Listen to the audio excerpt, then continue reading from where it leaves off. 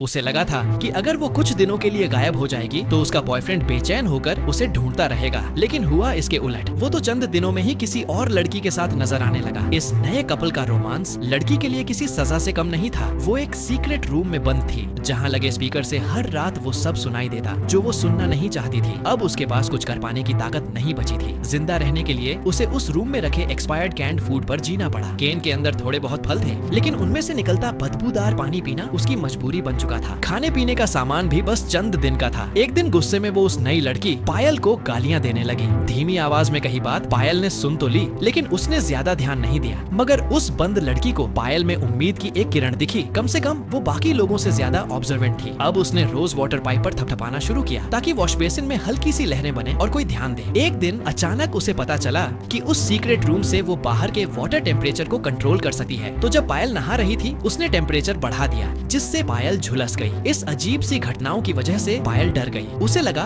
घर में कुछ अनहोनी हो रही है। उसने ये सब अपने बॉयफ्रेंड आकाश को बताया, लेकिन उसने इसे बस उसका वहम कहकर टाल दिया। फिर एक दिन पायल की नजर एक चाबी पर पड़ी, सीक्रेट रूम की चाबी। लड़की के अंदर एक नई उम्मीद जागी, लेकिन पायल ने उस चाबी को बस एक एक्सेसरी समझा और पहन लिया। एक शाम जब पायल झील में कुछ फेंक रही थी तो पानी की लहरें देखकर कुछ सोचने लगी। फिर वो कमरे में लौटी, वॉश बेसिन में पानी भर दिया। लड़की समझ गई कि बात बन सकती है। पायल ने कहा शुरू करो, तो लड़की ने पाइप पर टैप किया। रुको, तो उसने रुकना भी जान लिया। फिर पायल ने अपनी थ्योरी रखी, क्या कोई अंदर फंसा हुआ है? लड़की ने जवाब में पाइप पर थपथपाया। कुछ राउंड्स के बाद पायल को यकीन हो गया, हाँ कोई है अंदर। वो बुक शेल्फ के पास गई और वहाँ छिपी हुई लॉक की जगह खोज निकाली। वो लॉक खोलने ही वाली थी, लेकिन तभी वो रुक गई। उसे डर था अगर वो लड़की बाहर आ गई तो शायद आकाश उसे छोड़ देगा। उसने वॉश बेसिन का पानी निकाल दिया और शीशे में खुद से कहा सॉरी, लेकिन अंदर से उसका मन शांत नहीं था। गिल्ट में वो रात रात भर सो नहीं पाती थी। एक दिन उसने शीशे की तरफ देखकर लड़की से कुछ पूछा, लेकिन कोई जवाब नहीं आया। फिर अंत में अपने ज़मीर की आवाज सुनकर उसने सीक्रेट रूम खोल दिया। अंदर की हालत बहुत खराब थी। लड़की जमीन पर बेसुध पड़ी थी। पायल उसे उठाने बढ़ी ही थी कि लड़की ने रोते हुए उसे डंडे से मारकर बेहोश कर दिया। इस सदमे और नफरत से भरी लड़की ने